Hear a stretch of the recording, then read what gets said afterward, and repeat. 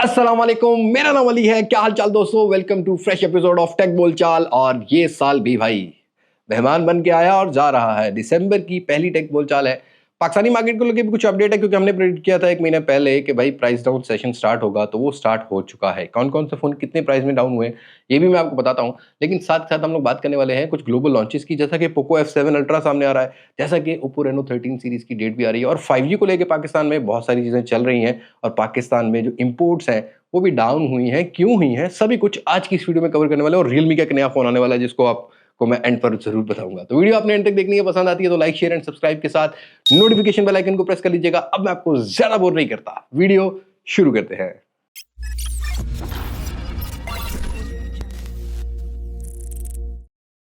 दोस्तों, सबसे पहले टेक बोलचाल की बात करते हैं तो प्राइस ड्रॉप, जैसा कि मैंने प्रेडिक्ट किया था कि पुरानी चीजों पर भी प्राइस ड्रॉप लगेगा, लेकिन भाई अब तो नई चीजों पर भी लगने लग गया। आप लोग बहुत समझदार हो गए हो, आप लोगों को पता है कि वैल्यू फॉर मनी कौन सी डिवाइस है। और कंपनी को रियलाइज होना चाहिए कि अगर आप लोगों को पैसा वैल्यू देनी है, मतलब आपने प्रोडक्ट अच्छी देनी है, तो पहले से ही प्राइस अच्छी रखनी पड़ेगी। कुछ नए लॉन्च होने वाले फोन्स की प्राइसेस में फर्क पड़ा है, कीमतों में इतना फर्क नहीं पड़ा जितना मेरी एक्सपेक्टेशन थी, पर फिर भी 2-3 हज़ार 4 हज़ार फर्क पड़ा है। ओप्पो A18 की जो प्राइस है 4 GB 64 GB की, वो 32,000 रुपए से जो है नीचे आ गई है, 28,000 आ गई, 4,000 का डिफरेंस है। राइट नाउ मुझे लगता है ये 4 GB 64 GB 20-22 हज़ार रुपए का होना चाहिए, सुपर नहीं होना चाहिए। इसी तरीके से नया लॉन्च होने वाला फोन पोको का C75, 2,000 रुपया इस पे भी प्राइस कट लग चुका है। मतलब पहले आपको 37,000 की रिटेल प्राइस मिल रही थी, अब 35,000 की रिटेल प्राइस मिलेगी, और ऑफलाइन मार्केट में 31-32 हज़ार रुपए का 8 GB 256 GB वाला वेरिएंट आपको देखने को मिल जाएगा। उसके अलावा यहाँ पर टेक्नो के स्पार्क 30C की भी प्राइस पर कट लग चुका है। हालांकि पहले मैंने इनको सजेस्ट किया था कि यार इसी प्राइस सेगमेंट में लॉन्च करना है, बट इन्होंने अभी 2,000 रुपए का प्राइस कट लगा दिया। पहले 33,000 रुपए रिटेल प्राइस थी, अभी 31,000 रिटेल प्राइस है। डिस्काउंट के साथ आपको 29-29,500 रुपए का ये फोन भी देखने को मिल जाएगा। और आने वाले टाइम में आप देखोगे प्राइस ड्रॉप, ये तो कंपनी ने प्राइस ड्रॉप किया ना। अभी मैं मार्केट विजिट कर रहा था, कल ही की बात है, Redmi Note 13 42 से 43,000 रुपए का बिक रहा है। ठीक ठाक प्राइस कट, इसको प्राइस कट बोलते हैं। जो डिस्ट्रीब्यूटर्स या जो रिटेलर्स हैं वो डिस्काउंट दे रहे होते हैं, उनको ज्यादा ऑफर्स मिल रही होती हैं। Redmi Note 13 Pro 62-63 हज़ार रुपए का बिक रहा है। इन्फिनिक्स की हॉट 40 सीरीज जो है वो 3-4 हज़ार रुपए कम में बिक रही है। जीरो 40 जो है वो 60-62 हज़ार रुपए की रेंज में बिक रहा है। तो इस तरह के प्राइस कट आपको बहुत ज्यादा पाकिस्तानी मार्केट में देखने को मिलेंगे। और I will try my best कि जो मेरी नेक्स्ट टेक बोल चला है, मैं उसको डेडिकेटेड, आप लोग मुझे वैसे सजेस्ट कर दीजिएगा कि डेडिकेटेड प्राइस कट के ऊपर ही बना दें, कि मतलब कितनी कितनी फोन्स की क्या क्या प्राइसेस आपको ऑफलाइन मार्केट ऑनलाइन मार्केट में कितने डिस्काउंट के साथ मिल रही है, and why should you by that phone. मतलब मैं ये भी मेंशन करना चाह रहा हूं। तो आप मुझे कमेंट सेक्शन में बताइएगा। फिलहाल यही प्राइस कट जो है ना, प्राइस ड्रॉप जो है ना, वही है, और प्राइस कट जो है वो लगे हैं। और अपनी अगली टेक बोलचाल की बात करें तो भाई प्राइस कट तो एक अलग सीन है, बट यहाँ पर जो इंपोर्ट्स होती थी, जो इंपोर्टेड फोन होते थे, जो कंप्लीट बिल्ड CPU यूनिट्स होते थे, उनमें मैसिव ड्रॉप इस दफा पिछले साल के हिसाब से देखने को मिला है। 2023 में और 2024 की कैलकुलेशन की जाए तो 10.6%, 9% का डिफरेंस जो है वो देखने को मिला है। पहले जो है ना वो अराउंड हमें देखने को मिल रही थी कुछ $469 मिलियन की अराउंड थी, और अभी जो की गई है वो तकरीबन $427.99 बिलियन की जो इंपोर्ट की गई है। ये पार्ट्स इंपोर्ट जो किए गए हैं ये वो है। तो एक 10% का ड्रॉप है। मेरे ख्याल में ये 20-30-40% भी हो सकता है, लेकिन अगर इसमें से कुछ चीज़ हम पाकिस्तान में मैन्युफैक्चर कर रहे हैं, जैसा कि चार्जर है, जैसा कि पाउच है, जैसा कि बॉक्स तो ऑलरेडी हो रहे हैं, इस तरह की बहुत सारी चीज़ें या कुछ कंपोनेंट हम लोग यहाँ पर अगर हम लोग जो है ना मैन्युफैक्चर करने लग जाएं, तो एक बहुत बड़ा ड्रॉप भी होगा, और हमारी इकोनॉमिकल जो कंडीशन है उसको भी फ़ायदा होगा। तो गवर्नमेंट को एक पॉलिसी बनानी है जिससे ये इन ब्रांड्स को फ़ायदा दे सके। फिलहाल मुझे लगता है कि ये ड्रॉप मेरे लिए इतना मैटर नहीं करता, बट हाँ नंबर्स के हिसाब से ज़रूर मैटर करता है कि चलो कौमी ख़जाने को कुछ तो फ़ायदा हुआ है। बट इसका फ़ायदा तभी होगा जब एक्चुअली में हम मैन्युफैक्चरिंग की तरफ जाएंगे, असेंबलिंग की तरफ नहीं होगा। और भाई आने वाले टाइम में बजट रेंज, मिड रेंज, अपर रेंज के अंदर 5G फ़ोन आने वाले हैं। 2025 में भी एक गेम चेंजिंग हो मोबाइल फ़ोन इंडस्ट्री स्पेशली जो है उसको लेके, क्योंकि 5G रोल आउट को लेके फिलहाल तो इनकी बहुत ज़्यादा मिसलीडिंग पॉलिसीज़ हैं गवर्नमेंट की 5G को लेके। दुनिया 5G यूज़ कर रही है। मैं इंटरनेशनल ट्रैवल करता हूँ, मैंने कोई भी कंट्री ऐसा नहीं देखा। भाई मलेशिया जैसा बंदा भी, मलेशिया जैसा कंट्री भी है ना, कहीं कहीं एरियाज में भी 5G मिल रहा था। मतलब मलेशिया और पाकिस्तान का हेल ऑफ डिफरेंस है आबादी में, ठीक है, बट हमारे यहाँ पर पॉलिसी मेकर्स ही बड़े थोड़े से अजीब से हैं। बहरहाल यहाँ पर ये बताया जा रहा है कि अप्रैल 2025 में प्रॉबली ये तकरीबन 60% कंफर्मेशन है कि हाँ भाई 5G फ़ोन 5G जो है वो पाकिस्तान के अंदर रोल आउट होना स्टार्ट हो जाएगा।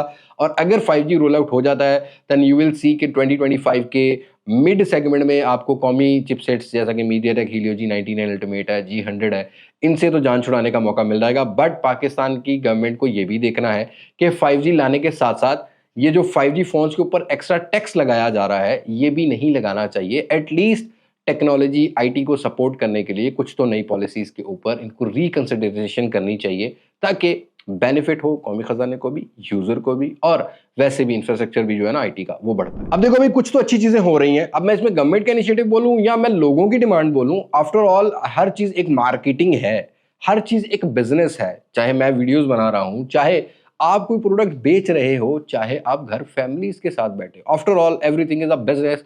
और इस बिजनेस में अब हमें आहिस्ता आहिस्ता इको फ्रेंडली वाले टैगलाइंस मिल रहे हैं, चाहे वो आप कोई फोन का बॉक्स ले रहे हो, चाहे ऑब्वियसली ग्लोबल वार्मिंग ने बहुत सारी चीजें चेंज किया, और इस साल तो ये जो स्मोक है पंजाब के अंदर, इसने तो बहुत सारे परसेप्शन चेंज किए हैं। अब इस स्मोक को कंट्रोल करने के लिए पंजाब गवर्नमेंट ने एक इको टैक्सी निकालने का फैसला किया है, जिससे स्मोक को कंट्रोल किया जाए। पाकिस्तान के कुछ बड़े शहर जैसा कि लाहौर, मुल्तान और इस्लामाबाद, पिंडी, पहले इनके अंदर, मुल्तान में तो खैर अभी टाइम लग जाएगा, बट इस्लामाबाद, लाहौर, पिंडी, यहाँ पर आपको आने वाले टाइम में ईवी टैक्सीज मिलेंगी। ऑब्वियसली पाकिस्तान अब मैन्युफैक्चरिंग की तरफ जा रहा है ईवी कार्स की, तो अब इनको बिजनेस भी तो चाहिए। अब आप देखोगे BYD टैक्सी भी चल रही है।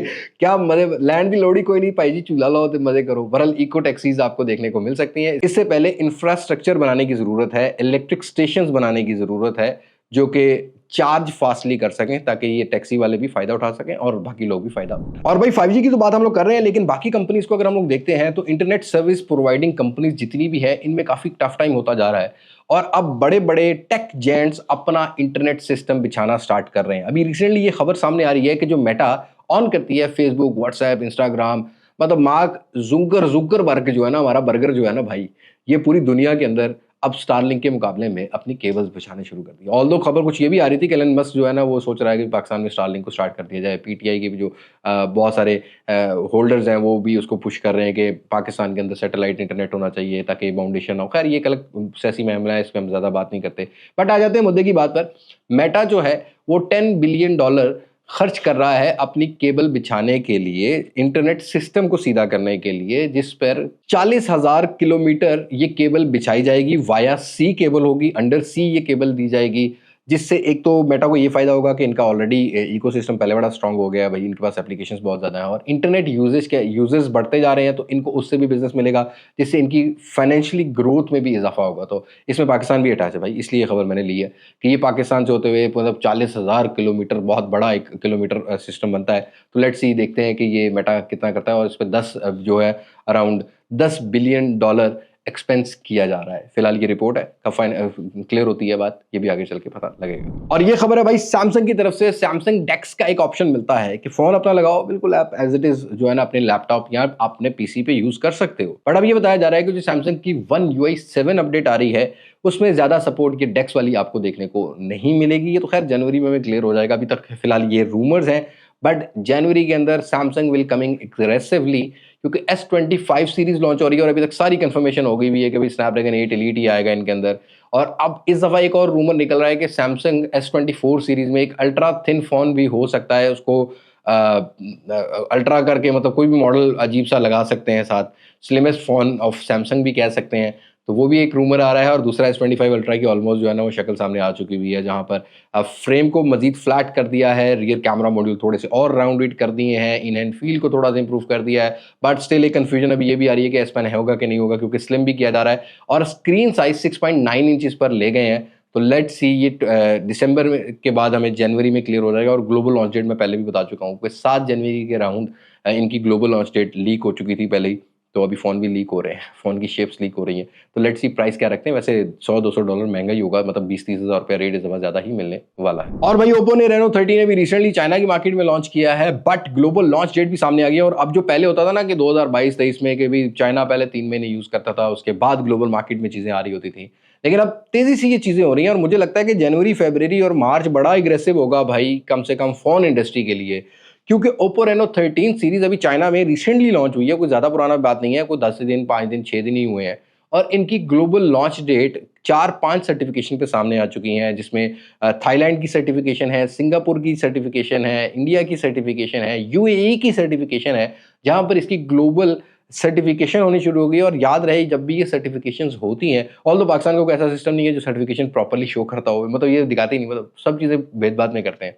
बहरहाल ये जो सर्टिफिकेशन की लॉन्च डेट्स होती हैं, इसके फ़ौरन ही तकरीबन कोई 20 से 25 दिन या महीना बाद हम लोगों ने नोटिस किया हमेशा से कि प्रोडक्ट ग्लोबल लॉन्च डेट हो जाती है। तो ये 13 प्रो लिस्टेड हुआ है और 13 की अगर बात करते हैं तो वो डायमेंसिटी 8350 और रेज़ोल्यूशन बढ़ा दी है, कैमरा मॉड्यूल चेंज कर दिया है। इस दफ़ा चाइनीज़ ब्रांड जितने भी वो कैमरा को फ़ोकस कर रहे हैं, तो लेट्स सी ये ओप्पो रेनो 13 सीरीज़ ग्लोबल में कब आती है और उसके बाद पाकिस्तान में भी आपको मिलेगी। प्रोबेबली आई एम थिंकिंग कि ये शायद आपको जैन एंड वीक या फेब के एंड वीक में पाकिस्तानी मार्केट में देखने को मिल सकता है। और भाई आज खबरें ज़्यादा ग्लोबल मार्केट से ही हैं, लोकल पाकिस्तान को लेकर ज़्यादा कुछ अपडेट नहीं है। लेकिन अगर हम ग्लोबल मार्केट की एक और बात करते हैं तो अभी रिसेंटली रेडमी ने अपना चाइना की मार्केट में K80 लॉन्च किया है।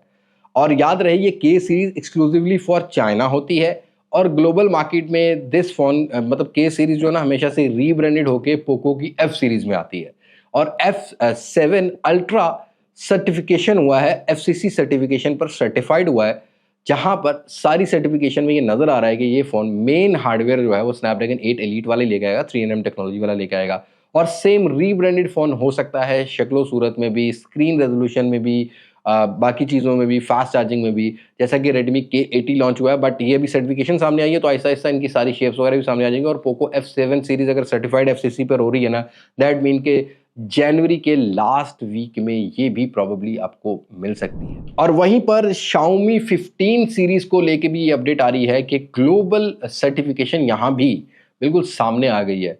बट मेरा जो लास्ट ईयर का एक्सपीरियंस था कि MWC जो वर्ल्ड मोबाइल कॉन्फ्रेंस होती है फेब के एंड वीक में, वो इस दफ़ा वैसे डिले हो गई है, मार्च में चली गई है, मार्च के फर्स्ट वीक में चली गई है। बट आपको उसी के अराउंड Xiaomi 15 सीरीज लॉन्च होती हुई मिलेगी। अभी सर्टिफिकेशन आ गई, दैट मीन के 2 महीने के अंदर अंदर ग्लोबल लॉन्च में Xiaomi 15 लॉन्च होगा। अभी अल्ट्रा का कंफर्म नहीं है।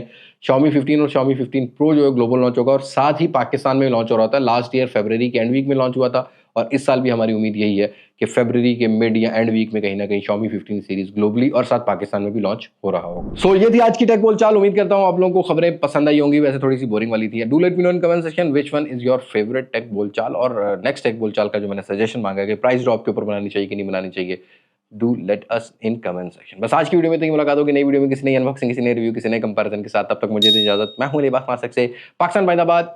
अल्लाह हाफिज।